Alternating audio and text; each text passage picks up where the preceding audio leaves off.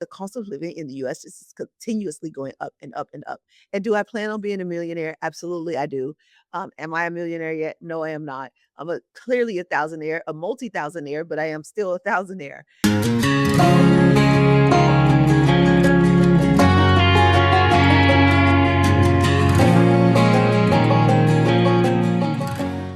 Hey there, welcome to What Keeps You Up at Night podcast, Build in Public Edition, Day 11.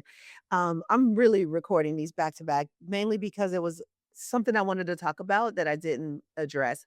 And one of them is retirement. So, one of the things I said that I wanted to offer barbers is retirement planning. It's something I know really well. I'm really good at strategizing, I know investing. And I am no longer a financial advisor, but that doesn't mean that I can't run a group of people who are planning to retirement and need some direction. That's one of the things I'd like to offer. So I want to know, is that something you want? Is that something you want? Are you thinking about retirement? Do you have a retirement plan? And the work that I am doing is for a particular type of barber. First of all, it's either a booth renter or you own a suite. If you own a booth, if you rent a booth, then the work that I'm going to teach you to do, you might end up moving to a suite if you have the type of clientele. But um but you probably won't own that. And so that's not something you can sell. You might be able to sell your clientele, but that can be difficult, right? People get to choose where they want to go. There, you can't hold them hostage and make them go to a certain place, but you can offer that, especially even um, well, let me get not too deep into that. Let me stop there. So, retirement. What is your plan? Wanted to mention that about a year ago, was it a year ago? I think it was a year and a half ago. I looked at my retirement plan and I realized, and this is part of the reason why I got out of the barber industry because I looked at my retirement plan and I did not know what that was. And so I was like, you know what? I got to figure out something else. And I left. But I don't want barbers to have to leave in order to retire from this industry because there's nothing better than barbering. It's just so rewarding and so much fun. And it's just the life. And so if you make it, if you make it the right life.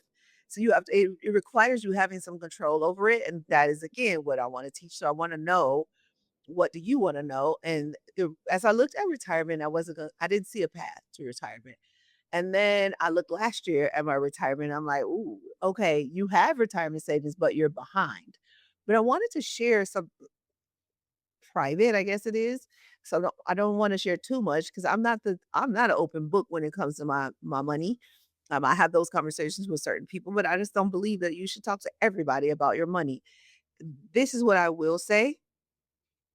I looked at my accounts in January, I would say. Okay, wait, let me go back to September. September, I opened a solo 401k. I had a something called a Bitcoin IRA, and it grew. I started it with like, I can't even tell you. I want to say maybe 15,000, and it grew to like 70. And it wasn't just in Bitcoin, it was in a lot of different cryptocurrencies. And so yeah, it was like 15, 18, somewhere around in there. I put it in, it went up to this like 70. I took out almost all of it. I left about 20,000 in there. That dropped in January because crypto did. I think it was January, something like that, maybe February. Did and then in September I took a good portion of it, something like 50,000, and I put it in a solo 401k at Charles Schwab. I can give you direction on how to do that when we meet in our one-on-one. Uh-huh, I hope you got that. So I did that, and I already have a Roth IRA. So now I have a Roth IRA. I have the solo 401k. I'll tell you why I did the solo 401k if we have time in just a second. And then I also have still this Bitcoin IRA, but it just has less in it.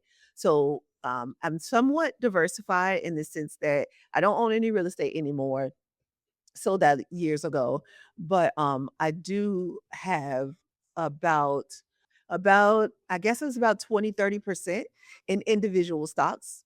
maybe it's more like 30. I would say 30% individual stocks. And then I have about another 10 or 15% in crypto.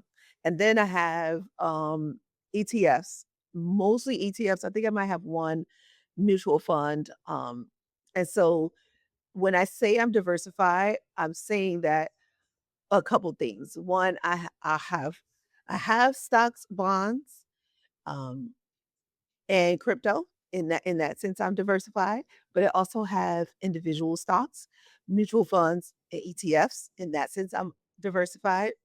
And so, and two of the things that I have a crypto ETF, and so that gives me a lot of exposure, and I end up selling a good portion of that because I was pretty heavy in crypto and I didn't want to be. It was fluctuating so much, and I know that this particular administration is very crypto friendly, and because I move around the world, there are places that I go that are very crypto friendly. And I don't know where I'm going to retire yet. I believe it could be Dubai, it could be Nice. It's not going to be the US. I know I will be eventually moving out of the US, especially if I can get my family to get out of the US. I like to visit the US, but it will not be necessarily my main home. I'm gonna have a main home somewhere else, and US will be my second home. That's what I would like to be the case. But it takes some planning in doing that. And so and part of the reason why I'm making that decision is that the cost of living in the US is continuously going up and up and up. And do I plan on being a millionaire? Absolutely, I do. Am I a millionaire yet? No, I am not. I'm clearly a thousandaire, a multi-thousandaire, but I am still a thousandaire. And but because of that, because of the cost of living in the US continues to go up, I don't have a lot of control over the US, and my money continues to go down, like what I'll be able to live off of in retirement. And I want to have some control over that. So yeah, I'll have some social security, but that $2,000, $3,000 a month is not going to amount to anything in soon in the US. However, in France, if I make $3,000 a month, I can live, maybe not in Paris, but and not even in Nice anymore, but I can live in some of the smaller towns in the south of France, which I love. And I mean, there's some places in like Villefranche where we were in the fall where we were in fall. The Villefranche is one of the most expensive cities in the world. I mean, Monaco is expensive as well, Monte Carlo. And so like, right in that vicinity is very expensive. But right next door to that, one city over, not even a whole bus ride, you could probably walk, is more affordable. So you have options, you have choices, and yes, you can find all of those choices in the U.S. too. But I find that I wanted to open up my choices. So that's part of the reason why I'm talking to you about this. But the thing that I wanted to mention to you that I find important is that my portfolio fluctuated. So in September, I had 110,000 by the time I got everything invested. I left like 5,000 in cash in my IRA, in my Roth IRA, and I left like maybe 5,000 in cash in the 401k.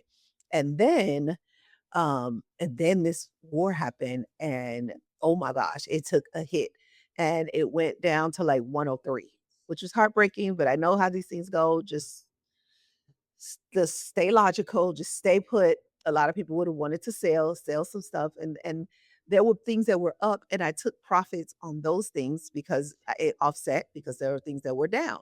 And so I didn't sell anything that was down, I don't think. Yes, I did. I did. I sold something that was down because I thought it was going to go further down, and it did.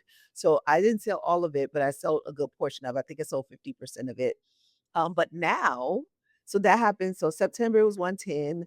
In February, it went down 103 in March or something like that. April, towards the end of April, now it's going back up. Some of the things they're taking earnings, they're having their annual meetings, but they're having their annual meetings and things are turning around, and some of the things that I'm invested in are inverse. So there are things that are still down, but there are things that are so up, like 50% up, 60% up, that my portfolio is looking good. So Jason and I, we talk about our investments, and these are some decisions that we made, and I'm happy with our decisions. Now it's around 115. So even though I put in 110, it went down to 103.